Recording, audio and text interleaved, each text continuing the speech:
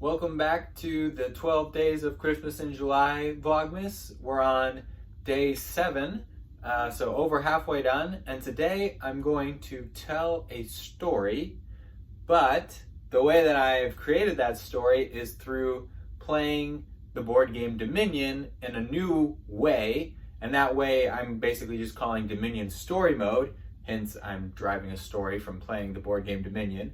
In the video, what I'll do is I'll explain how the setup of Dominion Story Mode works for those who play Dominion, especially if you have a lot of the expansions or just a couple of them at least. But even if not, you could still do the same thing with the base set. So just explaining that and how you can create a story or use games of Dominion as building blocks for creating a story. As well as actually being able to have some carryover from one game to another in the way that your deck builds in Dominion. Dominion is a deck building game, so that actually kind of makes sense that if you were going to have a connection between games, it would be things to do with your deck or sometimes extra abilities. But we'll get into all that. The second half of the video is going to be me actually telling the story. I don't know if it'll be half and half time-wise, but the second part of the video, I'll say, will be actually telling that story. So, and interlaced with telling the story will be kind of some of the cards that popped up that gave those occurrences and kind of how all the linkages come together. So, all that to say, even if you don't know Dominion, never heard of the board game, you will get some entertaining material in the second part. If you do really like Dominion, you'll probably want to see this beginning part and have a way to kind of enhance your gameplay. It's already a really fun game. I have all the expansions, if that tells you anything. So yeah, so it's a fun game. I like it a lot, but there you go. So getting into then how to play Dominion story mode. So basically, you probably want to use at most 2 or 3 of the different expansions or different options. So the base set in one other game, the base set in 2 other games, or just 3 expansions for the first game when you're doing story mode. So that's one thing to take note of, because that way you'll be able to create a more coherent setting to start off your story. You're not having to kind of gel too many things together. And the way that I determined that is I just took so if you have all of the expansions, this will work. You can get a deck of cards and just choose ace through king, and then if you have a deck of cards, it probably came with 2 jokers, and then possibly also a kind of title card, a card from the company maker. So that would give you 16. So that's the number of expansions, of course, counting cornucopia and guilds as one expansion here, as it usually comes these days. So randomly shuffle up those and then pick 3. That's what I did for the example that we'll be going through for our story later. So we pick 3, and then I like to use an app called Dominion, spelled like Dominion, except with a G-E-N instead of just the N at the end. And that's like a randomizing app, so you can put in which expansions you want to include and then, hit go, and it'll tell you all the cards it'll randomly select cards from the expansions that you've selected or sets that you've selected, and then also tell you what you need to put out in order to get those cards in play, like if there's extra cards or tokens you need to go along with those cards. So it's a pretty great app. If you play a lot of Dominion and you haven't seen the app, I would recommend it. It's also free, so a good one there. So that's how you kind of begin. You can also do it differently. If you want to have a visual component to start off with, you can draw out a map and kind of assign different areas, having different expansions that go with it, right? So like obviously toward the coast, you include the seaside expansion probably. If you're like in a city, you can probably include things like the intrigue expansion or some of the other ones maybe. You can kind of figure it out for yourself. So you can do it that way if you want to kind of have a preset world that you're playing Dominion in, or you can just have it randomized and then you kind of build your world from there. Those are the ways that I would suggest doing it. Or, if you have someone who wants to just be the game master and tell the story, they can choose what they want, and the other people can kind of play into that. Or you can have, maybe the person telling the story doesn't want to play and just wants to kind of observe everybody and then make the story as it goes. Either way, or all of those ways are fine. For our example, we've chosen generally all the more random ways to do it. All right, so as I said, you have the random expansions chosen using the cards. Just I shuffled them up and then chose 3. 3 out of 16 worked fine. And then you can also, like I said, have the cards randomly chosen, or if you want to, after you randomly choose the expansions, go in and pick a few cards or pick all of the cards. You of course can do that too. Just like when you're playing a normal game of Dominion, you can pick the cards or randomly choose them. Okay, so during the gameplay, I recommend, if you wanted to get a really nitty-gritty story, kind of like some kind of psychological, like in the head of somebody going day to day through their medieval-esque kind of world, you could write down what happens every turn and make it that way. I wouldn't recommend doing that if you're actually trying to have a good balance with gameplay as well as story creation. What I did, so we played one mode or one game within the story mode so far. I'll complete the video and the story later once we've done a couple more games. But I would say just track things that seem particularly significant, or cards that had a really big impact. Like if there was a card that totally helped you get a province on a certain turn in a kind of unusual way or spectacular way, you might note that you got a province that turn. For example, we didn't even note every time that we got a province. We just noted like, hey, or if I used this action card with, and I was able to play it multiple times and it gave me a lot of extra buying power, et cetera, et cetera. If you have a kind of epic turn, you can note it basically. And then those can be kind of plot points or points of narrative. Or, if you get an attack card, you might note every time you get an attack card, just so that you can tally up, like, that could be part of the narrative. If you're like, I was attacked by militias 15 times this game, that would be a lot, but, so that would be also a plot point. So you can kind of track kind of recurring things or things of special significance. Or if you have, again, like the game master has already pre-chosen the cards, if you're going more the route of choosing things, you might highlight certain cards as being significant for your kind of preconceived narrative that led you to put those cards into the game in the first place. So you can do it that way too, if you already have more in mind in that sense. So that's all you really need to do during gameplay. Tracking those particular things. If you wanted to, you could also kind of randomize and be like, we're randomly saying that the minion is a really important card in this made-up story that we're having. So, we're going to use that one and we're going to note every time we use it. Any kind of thing like that. You could do it like randomly with a die or rolling dice or, again, shuffling cards or something. I would recommend just kind of playing normally, but then highlighting epic turns or recurrent things, or if you have, for example, a lot of one action card. But you might not know you have a lot of one action card until the end of the game. And this is where the story mode really kind of kicks in for gameplay relevance. Is after you do the first game, before you put back all of your cards, look through your deck, and if you have a lot of a certain card, you can kind of note that as a plot point going along with your character, like something like that. Or if you used a card particularly significantly and you want to take note, like, maybe I only had one, let's see, like maybe you only had 2 barons, but they got you like 4 of the provinces. You could like note that, okay, like maybe your character is a baron or something like that, right? Or if you just happen to have, if you have like 7 lurkers, as sometimes happens, if someone is using a particular strategy that doesn't often work. But, so you might have a lot of lurkers, and then you're like, okay, my character like has a buy-in with the underworld or a contact in the underworld or with whatever you consider a lurker to be, right?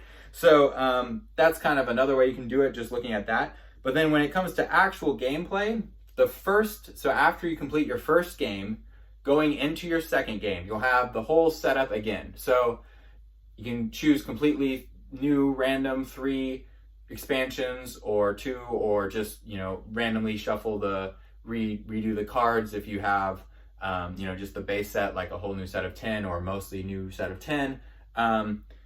But before you put away all of your cards, you will take 1 card from your deck from the first game, and you get to keep that and start with it the next game.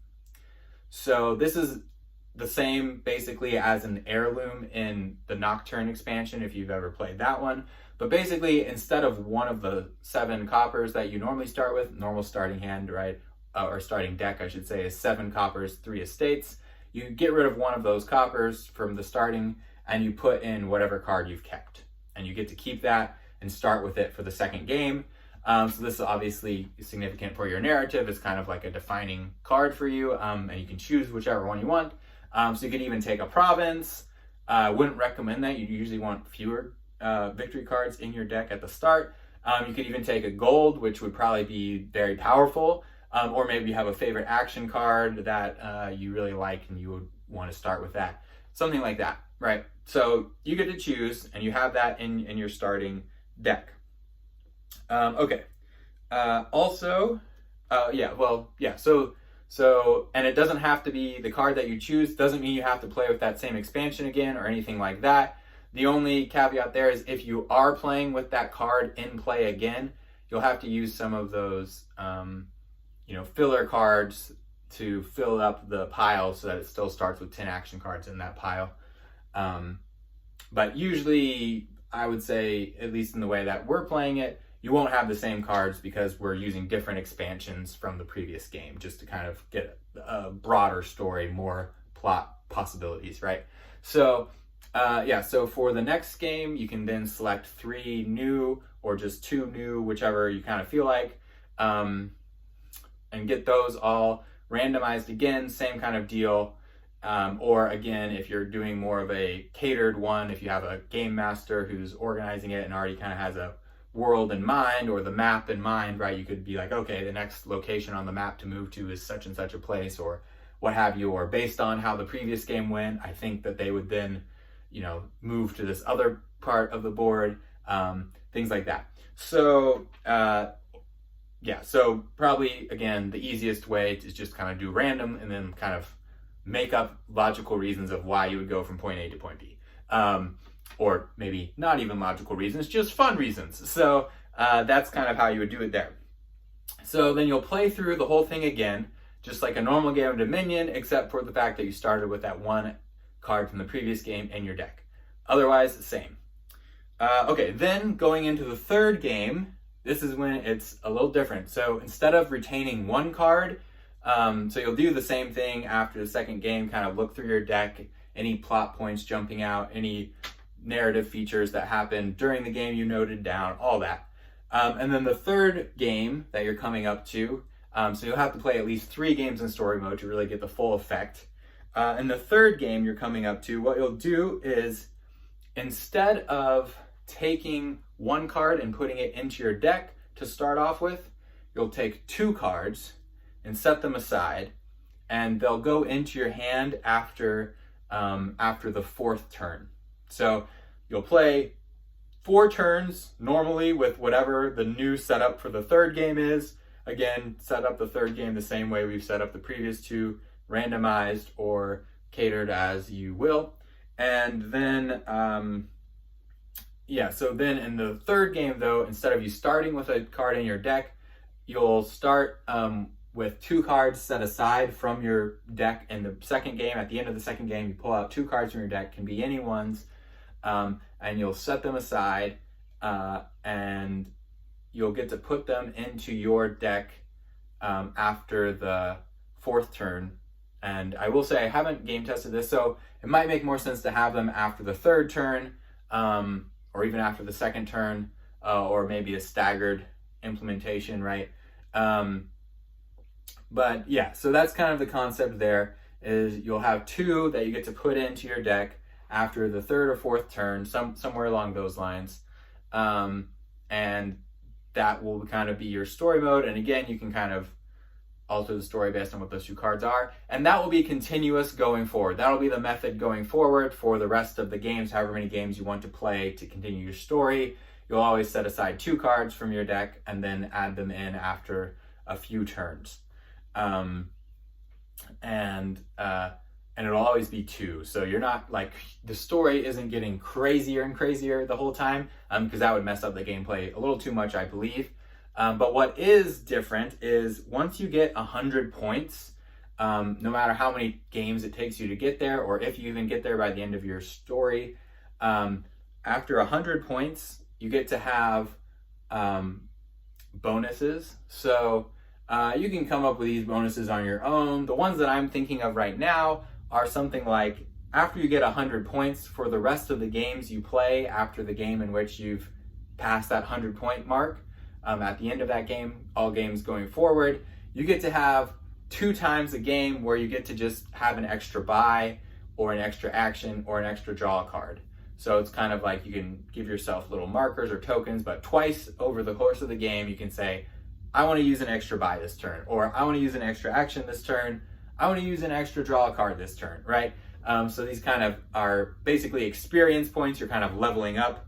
And then the next time, if you were going to play this for a very long term, or maybe in multiple sessions, right, you could do at level 2, maybe it's not that you can either add in more tokens, or it can just be like, my character always has +1 action or something. You know, that'd be kind of extreme but you know, you can kind of see how it goes. And then the next level, level 3, maybe after 450 points, you know, it might be something like, I can have tokens that are the same as moats, you know, resisting attack cards or something, in addition to my previous leveling up abilities. And you can kind of scale it up to there. You can get creative with it. If you have a game master, they can kind of figure that out for you. Or you can collectively kind of do it based on the way your character has been playing, right? If you keep retaining action cards, maybe you'll get plus actions as your character bonus for experience or things like that. Or if you keep keeping money cards, maybe plus buys for your experience of your character, things of that nature. So yeah, so that's how you do Dominion story mode, how you play it. And now we'll go to the story that we derived from playing Dominion story mode.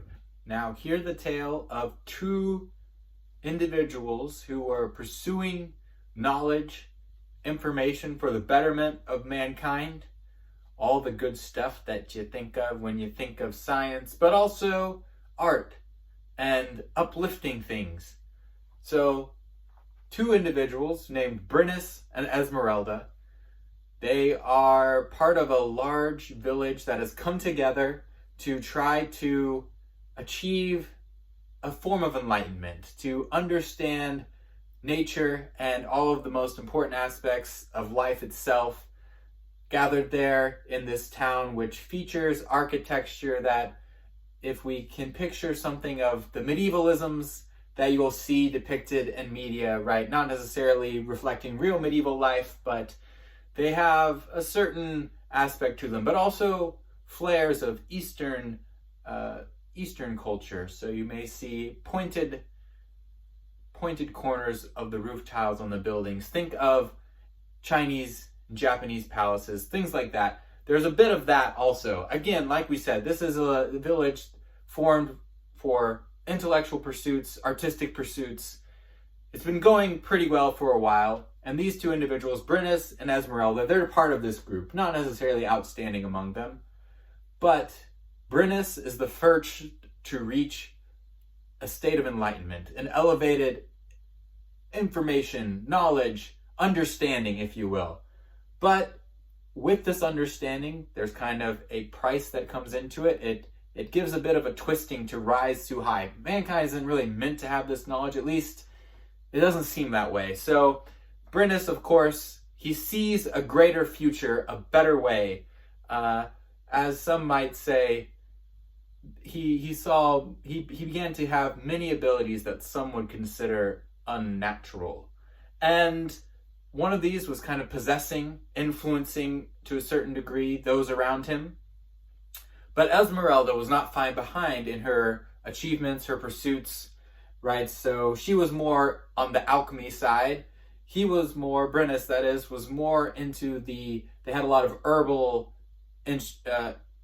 investigation, experimentation with tea especially. So he had kind of gone that route, but they both overlapped some. Potions were involved for each. And Esmeralda quickly learns the abilities that Brennus has already learned as he began to teach them to the people around, but he began to teach them in a more hierarchical way, right? He set himself up on a throne within the village to kind of dispense this knowledge, but he wasn't dispensing all of it. Much of it he was using rather to, without people knowing, possess them to gain more land for the village, for the growing community, but also to enrich himself. And Esmeralda works to counter this influence. And she does it fairly successfully. Not entirely. Brennus still has the respect of most people. Most people in the village look up to him. And Esmeralda, even though Brennus knows she's influencing people, possessing people as well to stop, and even countering his possessions, limiting his abilities at some junctures, in this kind of power struggle, but they're not openly hostile to each other. And most people in the village think that everyone's getting along. They continue with their artistry and herbal and alchemical and setting up the apothecaries and all of those sorts of things. And it's going pretty well, but everyone can kind of feel a darkness within the village, and people start to leave. People aren't really having the same amount of freedom of expression as they felt before. And things are getting a little darker under Brennus's reign. But and they've gathered a good amount of land and things, but things are a little off kilter. Brennus is coming out ahead, but not so far ahead that everyone is under his domination. Esmeralda is still fighting back pretty well. And within these things, you have some philosopher's stones also being used, but this was mostly what Esmeralda had. Brennus could sometimes use his manipulation of others to gain access to these, but he never really got full access to them, so he didn't have all of the power, right? Needless to say, he wasn't super satisfied. People were beginning to see that this utopian vision wasn't really coming together. The village had been lasting for about a decade, but things weren't really completely coming to fruition despite all of their advancements in sciences, chemistry, alchemical advancements, herbal experimentation advancements. The arts of possession, though, remained only known to the Enlightened, which were only Esmeralda and Brennus, and they didn't tell anybody else about these abilities. Only they two knew it. But as the colony, or not really colony, the enclave was beginning to decline, a message came from a troubled king, and this was the king of a territory that had been very prosperous, and this was King Hrothgar. If you catch the reference, you know. But yeah, so King Hrothgar was plagued in his hall that used to be quite prosperous, used to be a grand place, and he still has hoards of gold, but people no longer come to his hall to gather, to make merry, to experience life, because there's been a number of problems. There's been some raids from sea, but these are normal things within political problems. Raiders often target prosperous things. This was not what was putting the king and his people in trouble. Instead, it was vampires. That's right, there were vampires, but people didn't really know how many there were or where they were. And despite all the king's court holding together, the people of the villages of the city around his kingdom, they had left for the most part. They didn't want any part of this. There was no safety there. Only remaining was the king's court. And in this court, there were bishops and shaman, equally part of the kind of strange, unwieldy religion that they had there. There was kind of different branches that didn't quite get along, but they weren't antagonistic. Sometimes some of the bishops would be, look down on some of the shaman, but the shaman were also helping the bishops in a lot of charitable works, so they worked together in some instances, even though similar to the place that Brennus and Esmeralda had been, where one was focusing more on the scientific alchemical side, and another more on the nature, exploring nature in a different kind of approach. And so we have the same sort of thing going on here with the bishops and their more formal rituals that included more of the people, but also more of the regular people. And the shaman were more visionary. But one thing the shaman were in charge of was always doling out. Back from the days of the prosperous kingdom, one of the things that they did is they doled out what extras they had, so there were no poor among them. Or the poor at least did not go hungry. They did not lack for shelter. And this was one of the reasons why the people, when they left, this principle was still in place, even though there was less to give due to the leaving of all of the population for the most part, leaving just the great hall with the king and his people, his close advisors, his shaman, his bishops. Also, fun fact, there was a cobbler there. He didn't really factor into the story much, but everyone had top-class shoes. The king really thought, a mark of a man is having good shoes. Some of my sneakerheads out there will know. I am not one, but not that they were wearing sneakers necessarily. You can imagine maybe what they would have been wearing. So, Esmeralda and Brennus decide, we're going to go to accept this offer. This king word has reached him that there are these two enlightened individuals who could perhaps somehow find a way to get rid of the vampires plaguing his kingdom. And mind you, these vampires are not trying to take over the kingdom. They're your run-of-the-mill, stay in the shadows for the most part. These aren't like Dracula trying to terrorize a whole town and make it entirely, a city of the undead or anything like that. These are just, kind of live and let live type vampires, but they don't really let that many live. So, it's a tricky situation, but it's not, the king doesn't know where they are, where they stay at night, because he doesn't know this, but as Esmeralda and Brennus arrive, one of the things that they do, of course, Brennus still kind of arrives with more of a sinister plot in hand. He's looking for a place to take over, or in his mind, right, he's not taking it over out of greed, but he sees a better future. He sees the way forward. In fact, the way that he had even gotten to the Enlightenment is he had a certain kind of foresight already that allowed him to see the path to greatness, to what would really bring the people together, as he saw it anyway. So Esmeralda and Brennus show up at the king's court, still outwardly working together, but immediately Brennus decides he's going to mostly ally with the bishops within the court structure, whereas Esmeralda kind of stays aloof, more on the side of the shamans, but more just checking on Brennus, trying to watch what he does. But she finds no way in with the bishops. That's the main group that Brennus can kind of buddy up with. But at the same time, Brennus also is the first one to find the vampires. And the vampires, he doesn't immediately start to eradicate them. Instead, he tries to play both sides, kind of see which a path will be the most straightforward, the best to kind of take things over. Because remember, he still has these possessive abilities to kind of guide or manipulate other people for at least a short time. Esmeralda also still has these abilities, and she, again, uses most of her ability not to take people over for her own advantage, but mostly to try to block and stop things getting passed in the king's court, especially once Brennus kind of has the ear of a lot of the king's advisors within that, especially the bishops, try to block legislation and ideas that would come through or be passed, things that would be implemented.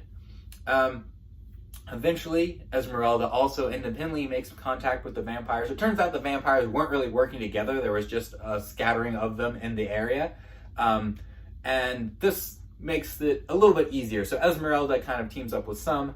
And this is when Brennus and Esmeralda realize the reason that these vampires are so hard to track is they also turn into bats. A fairly standard perhaps vampire activity or ability, but it had thrown King Hrothgar and his men well out of the way. So how do you deal with these monstrous vampires? Because, as we said, despite the fact that they're not maniacal or megalomaniac vampires, they are still show no compunction in killing, and they're relatively, well, they are evil, but the question always was, are they the lesser evil here? At least for the people involved in this story. And within that, Esmeralda eventually decides, yeah, they're kind of the lesser evil insofar as I can use them to help prevent Brennus from taking over the kingdom. Brennus finds that the vampires are not very useful for his purposes. He does start to persecute them, send them away. But he can't do it completely. And this is partly because the riches of the kingdom are still there. So the riches of the kingdom came from mining, and mining these special golden relics that could be found in the area from ancient kingdoms gone past, but also from the smiths of Hrothgar's hall. They could craft the most exquisite items, and Esmeralda really was in with them with her background in metallurgy and alchemical sciences. They really bonded over that, and that was her main influence at the king's hall, because still there precious ornaments were being made, an endless chalice that could be drunk from and never run dry. There were other things, mighty swords, mighty shields. Now some of these Brennus was able to get his hands on, but many of them Esmeralda was able to control. A mighty orb that helped her to also counter some of Brennus's abilities. So here you have what happens is they discover these vampires, and of course this is over many months, these discussions, these intrigues at court, and many a long and tedious meeting was sat through by both Brennus and Esmeralda as they strained their powers of possession to try to put words in the mouth of different advisors as the meetings went on. And this, of course, is an epic struggle, but visually and in storytelling, it would not look like much. It would just look like a bunch of people sat around the table talking and talking and talking. And this was a great drain on both Esmeralda and Brennus. And eventually, Brennus, he can't completely take over the influence of the king or the king's court. It remains divided between those who favor Esmeralda and those who favor Brennus and his approach. Brennus still comes out ahead in this exchange with the power of the bishops, but the shaman end up split on a little bit of both sides, and as well as the main goldsmiths and metal workers, the smiths of Hrothgar's hall, all mostly side with Esmeralda. And this is enough to counterbalance each other, even as they restore the kingdom and drive away the vampires. This is done successfully, and Brennus at this point decides he's going to take the wealth and influence that he's gained by this stop and go on to another place. The king no longer needs him. The vampires have all flown the coop, as so to speak, in their bat form. They are no longer troubling the kingdom. People have returned. The land is wide with people and crops and things like that. So they've done their mission, and Brennus sees no way forward. He has titles and land, but he gives these back to the king to give to others and exchanges them for the right to keep one of the great shields from Hrothgar's hall, a magical shield that can defend against many things. And he goes off with this and his other, still retaining his possessive abilities. Meanwhile, Esmeralda also follows him, bringing some of her golden equipment for travel, for being able to orient oneself anywhere in the world and know the landscape and understand the movements going on around them. And as well as her possessive abilities, again, she still maintains these. And so they go off, and we'll have to wait and see where they go off to next. This is the tale of Brennus and Esmeralda, and this is all derived from Dominion Story Mode. All right, so if you like that story, so we didn't have time, you might have noticed, I really only described 2 games of Dominion. We didn't have time to do the 3rd game. So we don't know what happens next, but and I'll now put up the cards that were used for the first game and the cards that were used in the second game, and you can kind of maybe see how things developed. If you can imagine playing with that Dominion set, if you already played Dominion and know those cards. So yeah, so thanks for watching. I know this was a pretty long one, but hopefully it's pretty entertaining. I found it really fun and interesting.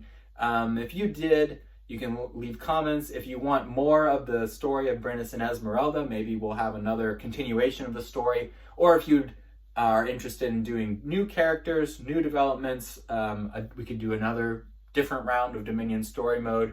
Oh, I should mention Brynnis, one of the trademark things he can also do, well, we'll hold that off if it comes up in another story. It might be a fun surprise. But anyway, so yeah, thanks for watching. Hopefully I've given those who play Dominion a new idea for how to play it, for how to make it more story and interactive, for a long-term way to do it, if people find that interesting. Also, if you're like me and you're really bad at coming up with actual stories from scratch, I am really good at describing board games in a creative way, and how I imagine, like, oh, this happened. That could be like this thing that I know from other stories. So that's kind of how my creative process is most interesting or effective, I feel. So yeah, so let me know in the comments if you want more. Thanks for watching. I won't keep rambling on. Like, subscribe, all the good things. Vlogmas Day 7 complete.